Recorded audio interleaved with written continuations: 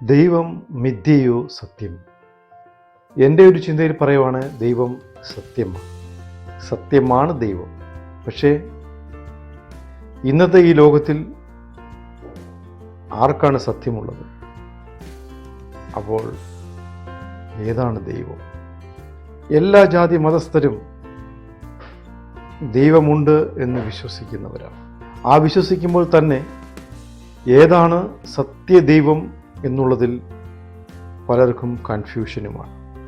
എൻ്റെ ദൈവമാണ് യഥാർത്ഥ ദൈവമെന്ന് വിശ്വസിച്ചുകൊണ്ട് ആ ദൈവത്തിനു വേണ്ടി പടവെട്ടുന്ന പ്രജകളെയാണ് നാം ഇന്നത്തെ ലോകത്തിൽ കാണുന്നത്. തൻ്റെ ദൈവത്തിന് വേണ്ടി പടവെട്ടുന്ന പ്രജകൾ ഏറ്റവും വിഡ്ഢികളാണെന്ന് തന്നെയാണ് എൻ്റെ അഭിപ്രായം. കാരണം ഇത്രയും ദുർബലനായ ഒരു ദൈവത്തിന് വേണ്ടിയാണോ നിങ്ങൾ പടവെട്ടുന്നത് എന്നോർത്ത് എനിക്ക് സങ്കടപ്പെടേണ്ടി വരും. കാരണം ദൈവമെന്നാൽ നമുക്ക് പരിപൂർണനാണ്, അതിശക്തനാണ്. അവനാണ് നമ്മളെ സഹായിക്കുന്നത്, അവനാണ് നമ്മളുടെ തുണ. പക്ഷെ അവനു വേണ്ടി യുദ്ധം ചെയ്യുന്ന പ്രജകളെ ഓർക്കുമ്പോൾ അവരുടെ ദൈവം എത്ര ദുർബലനാണ് എന്നാണ് ഞാൻ മനസ്സിലാക്കുന്നത്. എങ്കിൽ പിന്നെ ദൈവവിശ്വാസമില്ലാതെ ജീവിച്ചാലോ എന്ന് നമുക്ക് പലർക്കും തോന്നാം. കാരണം ഈ കുണ്ടാമണ്ടിയിലൊന്നും പെടാതെ രക്ഷപ്പെടാം. പക്ഷേ ദൈവവിശ്വാസമില്ലാതെ ജീവിക്കുന്ന ഒരു മനുഷ്യന് ഈ ഭൂലോകത്തിൽ ജനിച്ച് മരിച്ച് കടന്നു പോകുന്നത് വളരെ ദുഷ്കരമായിരിക്കും.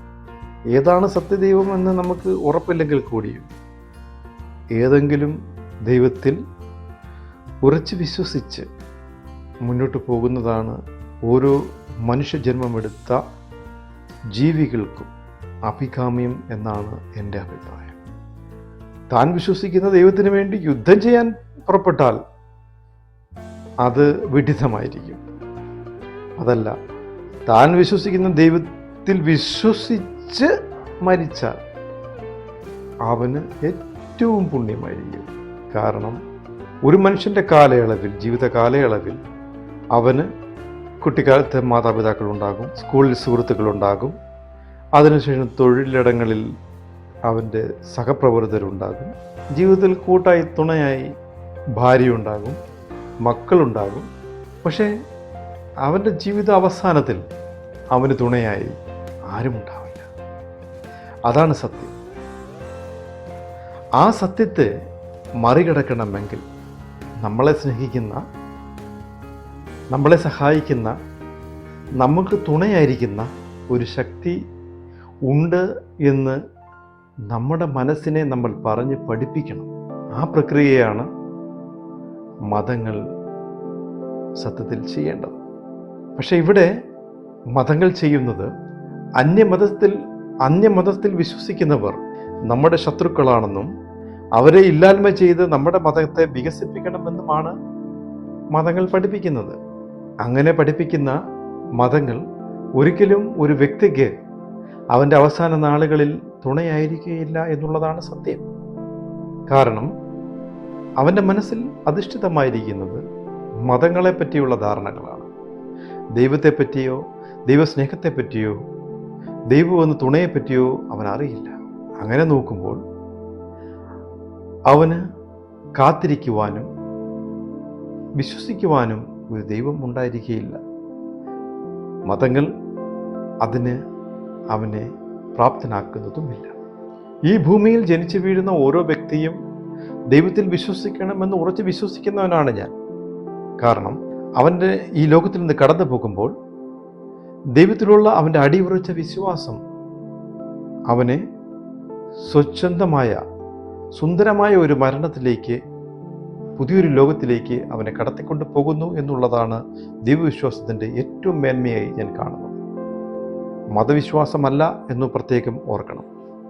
ദൈവവിശ്വാസമില്ലാത്ത ഒരു വ്യക്തിയുടെ മരണം അതിഭീകരമായിരിക്കും.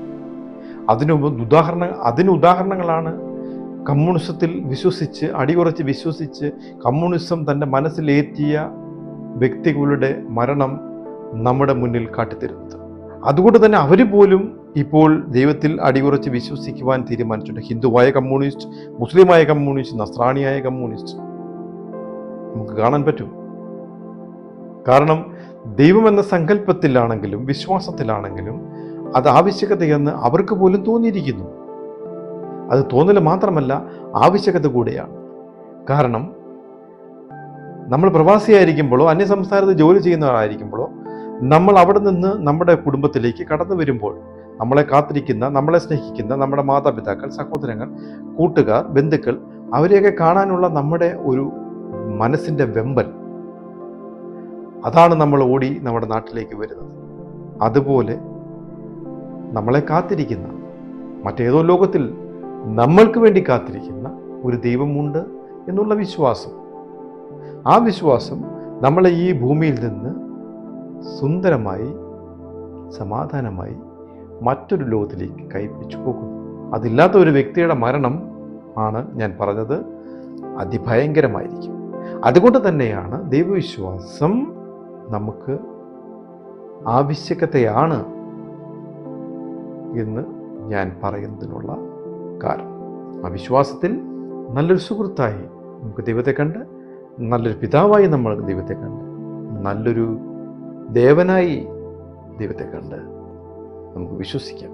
മതങ്ങളെക്കാൾ ഉപരി ദൈവത്തിൽ വിശ്വസിക്കാനുള്ള ഒരു വരം നമുക്കുണ്ടാകട്ടെ.